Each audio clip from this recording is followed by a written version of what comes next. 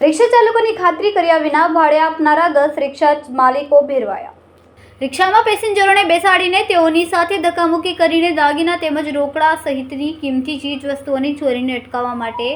Kapodra police દ્વારા નવી ઝુંબેશ શરૂ કરાઈ છે, જેમાં ચોકસાઈ કર્યા વિના જ રિક્ષા ભાડે આપી દેનારા અથવા તો ભાડે લેનારા 10 લોકોની સામે કાર્યવાહી કરાઈ છે। પ્રાપ્ત વિગતો મુજબ સુરતમાં ટેક્સી તેમજ રિક્ષાને ભાડે આપવા માટે ભાડે રાખનાર વ્યક્તિની કોઈપણ પ્રકારની ચકાસણી કર્યા વગર જ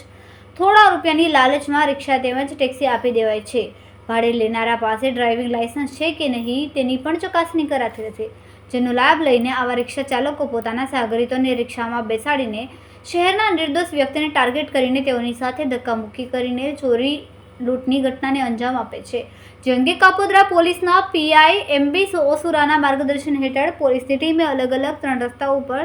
ચાલકોના આશરે 10 જેટલા રિક્ષા સ્ટેન્ડોમાં તપાસ કરી છે, જ્યાં આશરે 10 જેટલા રિક્ષા ચાલકોને પકડી પાડીને જાહેરનામાના ભંગ બદલ 5 રિક્ષા માલિકોની સામે ગુનો નોંધ્યો હતો અને બેફામ રિક્ષા હાંકનાર 5 ઇસમો સામે મોટર વ્હીકલ એક્ટ મુજબ ફરિયાદ કરાઈ હતી।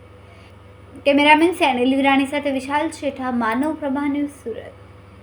અમારા વિડિયોની નવી અપડેટ મેળવવા માટે સબસ્ક્રાઇબ કરો માનવ પ્રભા ન્યૂઝ ચેનલને, બેલ આઇકન ક્લિક કરો લેટેસ્ટ વિડિયો સૌથી પહેલા મેળવવા માટે।